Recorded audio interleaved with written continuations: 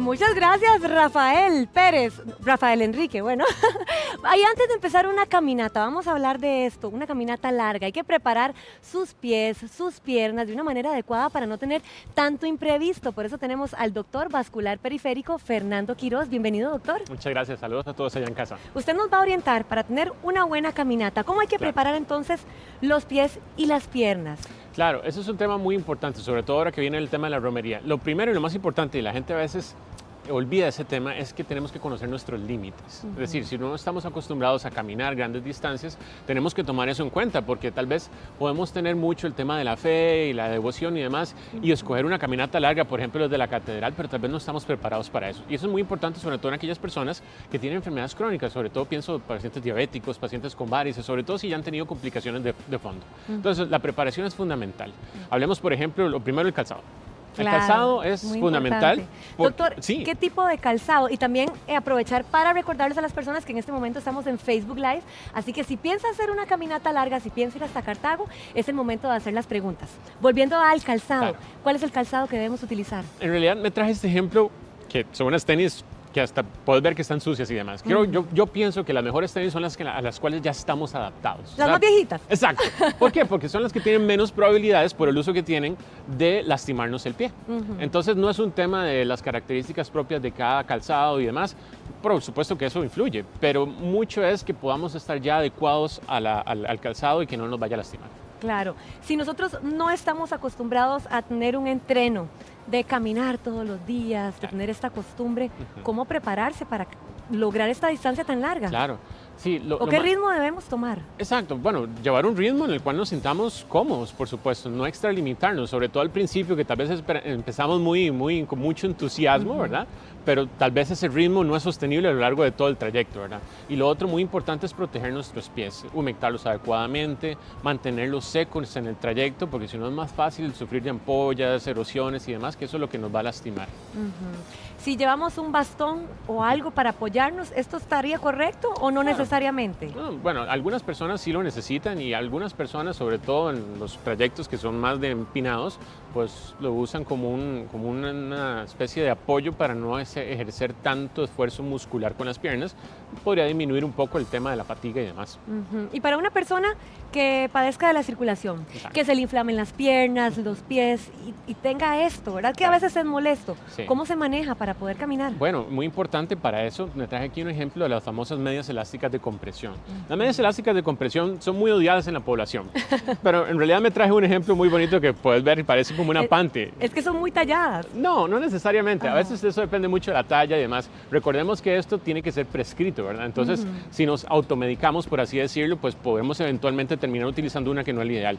Las medias de compresión para estos casos tienen dos finalidades principalmente. Número uno es favorecer el retorno venoso de las piernas hacia el corazón. Entonces, las personas con varices, eso les disminuye el riesgo de complicaciones por flebitis, por coágulos, por sangrados, etcétera, etcétera, y disminuye las molestias. Y también, para la población en general, esto ha demostrado que también disminuye el riesgo de lesiones musculares, la fatiga muscular, entonces nos permitiría poder hacer la caminata de una forma mucho más cómoda.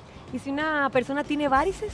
Exacto, principalmente con las varices es la principal indicación por la cual deberíamos de utilizar esto, porque al mantener cierta compresión sobre los músculos de la pantorrilla y sobre las varices, permitiría que no se recarguen tanto y eso disminuiría los síntomas que vienen asociados por toda esa caminata y por todo ese tiempo que vayamos a estar de pies.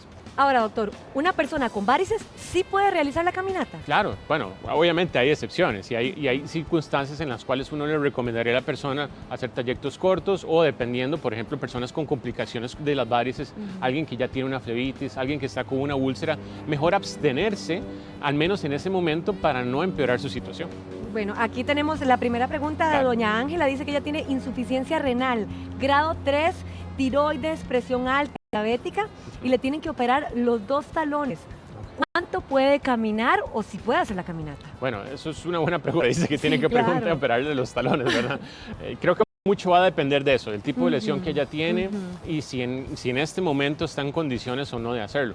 Siempre actuemos con prudencia, es decir, si hay algo que sabemos, cada quien conoce su cuerpo y si hay algo que sentimos que no está bien, entonces tal vez no es el mejor momento para hacerlo. ¿Cómo liberar entonces las piernas de ese agotamiento? En media caminata, para recuperar las fuerzas, ¿es ideal sentarse?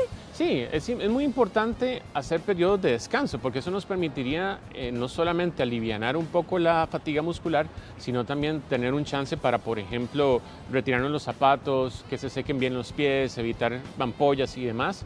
Y al mismo tiempo podemos estarnos hidratando adecuadamente, que es algo fundamental para mejorar el rendimiento muscular de las personas. Las personas que padecen de calambres, doctor, recurrentes, ¿cómo se hace para aliviarse, para poder hacer la caminata? Bueno, muchas veces los calambres cuando están asociados a esfuerzos físicos, están asociados a deshidratación, falta de electrolitos y demás. Por eso te mencionaba que la hidratación es muy importante. Asuman que cada 15 a 20 minutos durante la caminata tomemos el equivalente a un vaso de agua y yo creo que muchas veces eso es suficiente. ¿Los diabéticos? Exacto. También esto es un tema, ¿verdad? Claro. ¿Cómo se preparan antes de la romería o antes de estas distancias largas? Sí, es que esto es todo, es claro, su salud y también es su piel. Exactamente, y sobre todo si esos pacientes ya han tenido complicaciones en sus piernas. Entonces, obviamente, estar en su control, asegurarse que la parte circulatoria esté bien, que es algo que puede fallar relativamente frecuente en los pacientes diabéticos. Y si vamos a hacer la caminata, pues asegurarse de planear muy bien el tema de la alimentación y el uso de sus medicamentos, sobre todo aquellas personas que utilizan insulina, planear muy bien estos temas para evitar chascos en el camino como una hipoglicemia o que se sientan mal porque tal vez consumieron de más carbohidratos y se les disparó el tema de la glicemia en el trayecto. Para las personas que tienen pie diabético, ¿puede o no puede hacer la romería? Bueno, un pie diabético es una persona que tiene una complicación ya por deformaciones o que tiene ya alguna lesión producida directamente por las complicaciones de la diabetes. Si hay alguna lesión activa, no deberíamos de hacerlo porque eso podría empeorar el cuadro. Si estamos en remisión, por así decirlo, eventualmente con una valoración previa podríamos realizar la caminata tomando ciertas previsiones, pero siempre mejor consultar primero, como te dije ahora, actuando con prudencia. Doña Mauren nos escribe y dice que a ella se le duermen las piernas de la rodilla para abajo. ¿Qué puede ser? Ella no es diabética. Bueno, el tema del adormecimiento puede tener muchas aristas, ¿verdad? Eso puede estar relacionado con causas circulatorias, causas neuropáticas, lesiones musculares, entre otras cosas. Entonces, eso hay que abordarlo de una forma muy integral para poder llegar a la causa y en base a eso obviamente va a dar el tratamiento. Joana dice, le duelen los pies, que si serán los zapatos, porque ha estado con mucho calambre, entonces no sabe si sí o si no. Bueno, creo que eso es un tema de llegar a una conclusión por descarte. O sea, si nos duelen los pies, por supuesto que el tema del calzado podría ser una posibilidad, pero sí mejor ser valorados para poder descartar que no sea algo que no tenga que ver con el calzado, sino propiamente con sus pies y que haya que corregir en el momento. Los pies o las piernas pueden sufrir si usted lleva una mochila tal vez muy pesada durante mucho tiempo. Claro, pensemos que eso es un peso adicional que le estamos poniendo al cuerpo. Y que las piernas y las articulaciones podrían eventualmente resentirlo.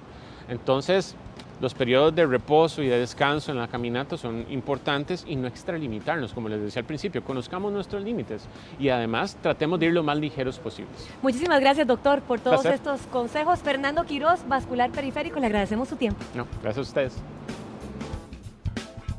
No sé. Ocupa 100,000.